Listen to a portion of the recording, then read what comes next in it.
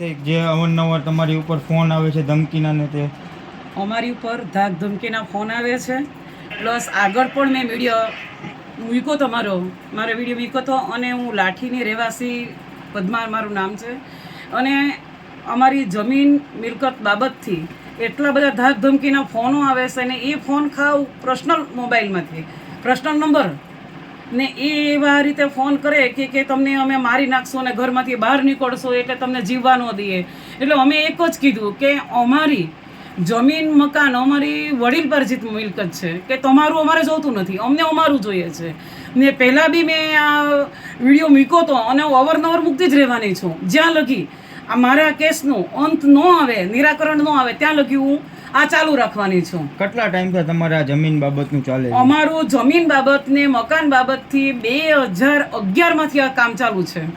ત્યારથી અવારનવાર આ લોકો લેભાગુ આવારા લુખા લફંગા તત્વો અમને એટલા પરેશાન કરે કે ધાક ધમકી આપી અને કહે છે કે ઘરમાંથી બહાર નીકળો ટાટિયા ભાંગી નાખીએ, નકર જમીન મિલકતના કેસ ખેંચી લેવો. અમે કીધું કે અમારી વડીલ પરજીત મિલકત છે, વડીલ પરજીત જમીન છે, અમને અમારું જોઈએ.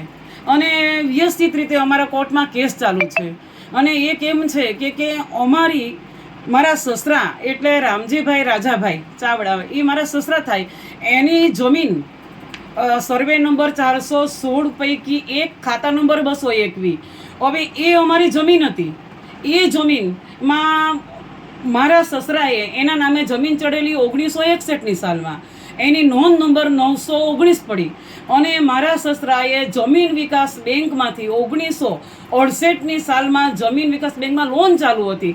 હોવા છતાં રાણાભાઈ ભગવાનભાઈ ડાંગરે આ જમીનનો અમારા જાણ બહાર, એટલે હું તો ત્યારે અહીંયા હતી નહીં, હું આવી ગઈ ત્યારે મેં બધા પેપર્સ જોયા જેના અનુસંધાને મેં કેસ મૂક્યો. અને એના અનુસંધાને મેં જોયું તો એ લોકોએ જે દસ્તાવેજ કરેલો તે અમને અમારી જાણ બહાર ને એ દસ્તાવેજ કરી દેનાર પ્રતાપભાઈ રામજીભાઈ ચાવડા કે મારા સસરાને અવારનવારે દબાણ દેતા કે આ જમીન તું એમ કે અહીંયાથી કાં નીકળી જા. ને મારા સસરાને રામજીભાઈ રાજાભાઈ ચાવડા એટલે મારા સસરા છે, એને પ્રતાપભાઈ રામજીભાઈ ચાવડા, રાણાભાઈ ભગવાનભાઈ ડાંગર બંને 2 થી 2.5 ગાળામાં એને મારકૂટ કરે, એને અવારનવાર ધાક ધમકી દેતા.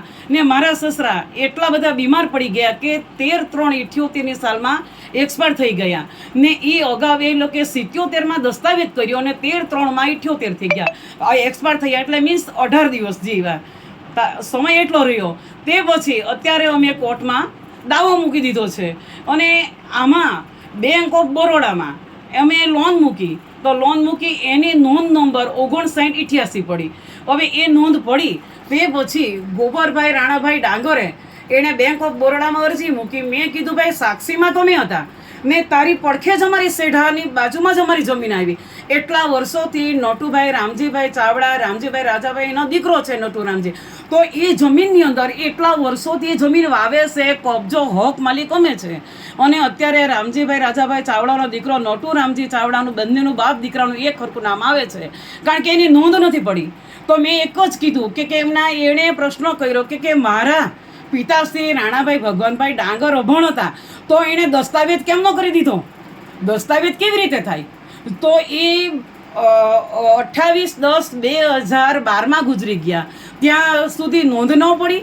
2015માં અમને નોટિસ આપી, બેંક ઓફ બરોડામાં અમારું ધિરાણ મંજૂર થયું 5 લાખ રૂપિયા. ત્યારે એ લોકોએ અમને નોટિસ આપી, ત્યારે એમાંથી દસ્તાવેજ નંબર મેં કાઢ્યો અને દસ્તાવેજ નંબર કાઢતા અમે દસ્તાવેજ સબ રજિસ્ટર મેં કાઢી ને તે પછી જોયો તો એમાં મારા સસરાનો અંગૂઠો નહોતો. અને સુપ્રિન્ટેન્ડન્સ એમાં ઘોડાગાડી ત્યારે ચલાવતા 1971ની સાલમાં રામજીભાઈ રાજાભાઈ ચાવડા એનું ઓરિજિનલ અમે એનું લાયસન્સ અમે કોર્ટમાં રજૂ કરી દીધું.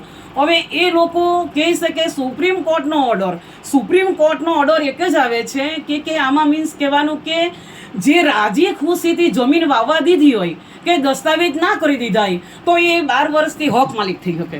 બાકી અમે તો કબજા હક માલિક નટુભાઈ રામજીભાઈ ચાવડા, તો અત્યાર સુધી અમે જમીન વાવીએ છીએ, ક્યારે અમને અરજી દીધી નથી, અમને કોઈ દિવસ એણે અમને ત્યાંથી જાકરો દીધો નથી, એમને નથી કીધું કે તું આ ખેતરમાંથી નીકળ, કંઈક તેને દેવું જોઈએ ને, કંઈ દીધું નહીં. 2015માં એણે નોટિસ આપી અને મારા સસરાનો ખાતા નંબર એટલે મીન્સ સ્ટાર્ટિંગથી કહું, સર્વે નંબર 416 પૈકી એક ખાતા નંબર 221, અને મારા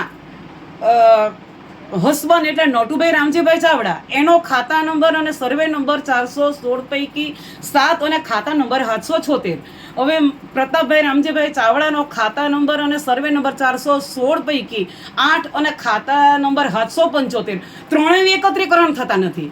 અને મામલતદાર, મંત્રી અને manager bank of બરોડાના Chandreshbhai Parmar ત્રણેય એકમત કરી અને ગોબરભાઈ રાણાભાઈ ડાંગરની ખોટી નોંધ પાડી. અમારી 5988 નોંધ પડી ગઈ, અમારું ધિરાણ મંજૂર થઈ ગયું, અને એ અમાને ધિરાણ મળવા પાત્ર હતું. હોવા છતાં મેનેજરે એક જ પહેલાં કીધું કે નાની ઉંમરના, પછી કે હવે મોટી ઉંમરના, પછી કે મધ્યમ ઉંમરના, એમ કરી અમારી 5 લાખ રૂપિયા ધિરાણ મંજૂર થઈ ગયું. હોવા છતાં બી એ લોકોએ અમને ધિરાણ દીધું નથી, અને અમે સચિવાલય લઈ ગયા. પણ આ રેવન્યુ ડિપાર્ટમેન્ટ તો એ તો એવું છે કે માણસ સાચા ને એ લોકો ભ્રષ્ટાચાર, મીન્સ એમાં બધી ઓલરેડી ખ્યાલ પડે જ છે કે ભ્રષ્ટાચાર એટલે રેવન્યુ ડિપાર્ટમેન્ટમાં ખાતા નંબર જોતા નથી, સર્વે નંબર જોતા નથી ને પૈકી જોતા નથી, અને ડાયરેક્ટલી વહીવટ રૂપે મારી જમીન પચાવી પાડી છે.